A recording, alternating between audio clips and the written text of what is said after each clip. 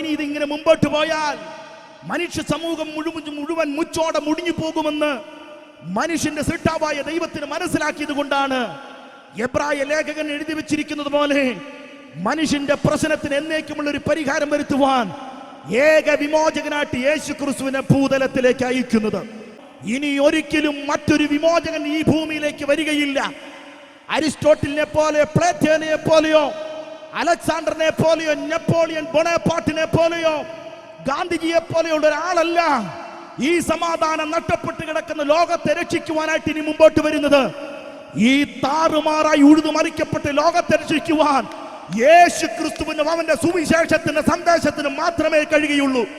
അതുകൊണ്ട് തന്നെ ഞങ്ങളുടെ പിതാക്കന്മാർ വിളിച്ചു പറഞ്ഞ അതേ മുദ്രാവാക്യം അഭിമാന പുരുഷരെ ഞങ്ങൾ ഇവിടെ വിളിച്ചു പറയുന്നു: മറ്റൊരുത്തിന് രക്ഷയില്ല. രക്ഷിക്കപ്പെടുവാൻ ആകാശത്തിന് കീഴിൽ മനുഷ്യർക്കിടയിൽ മനുഷ്യന്റെ വിമോചനത്തിന് ഇവിടെ നൽകപ്പെട്ടത് യേശുവല്ലാതെ മറ്റൊരു നാമവുമില്ല. സ്നേഹിത, ഇത് മത്തായിക്കും മമ്മദിനും മാധവനും ഒരുപോലെ ബാധകമായ കാര്യമാണെന്ന് പറയുവാൻ പരിശുദ്ധാത്മാവിനെ നിർബന്ധിക്കുന്നു.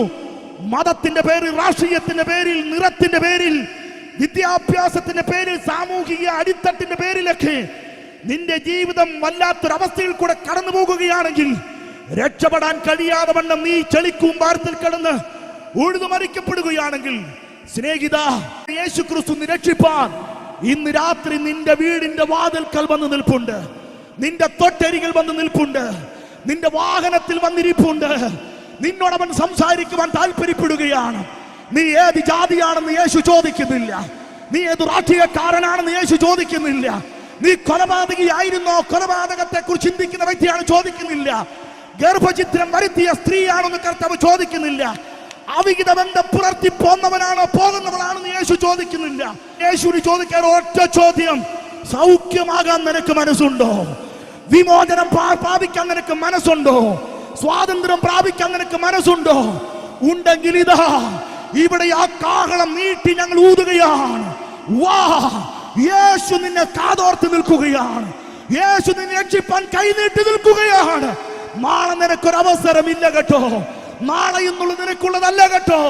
വന്നുപോയ അവതാരങ്ങളെല്ലാം, വന്നുപോയ നവോത്ഥാന നായകന്മാരെല്ലാം, വന്നുപോയ ദൈവങ്ങളെല്ലാം, വന്നുപോയ വിമോചകരെല്ലാം അവരവരുടെ വർഗത്തിലും വർണ്ണത്തിലുമുള്ള ആളുകളെ മാത്രം രക്ഷിക്കാൻ മനസ്സ് കാണിച്ചപ്പോൾ യേശു ക്രിസ്തു അമ്പരച്ചോട്ടിൽ പാരിൻ പരപ്പിൽ ജീവിച്ചിട്ടുള്ള സകല മനുഷ്യരെ നോക്കിയിട്ട് വിളിച്ചു: എല്ലാവരും എൻ്റെ അടുക്കിലേക്ക് വരിക, എല്ലാവരും എൻ്റെ അടുക്കിലേക്ക് വരിക. യേശു ക്രിസ്തുവിന്റെ സുവിശേഷം സാർവത്രിക രക്ഷാ പദ്ധതിയുടെ സന്ദേശമാണ് കേട്ടോ.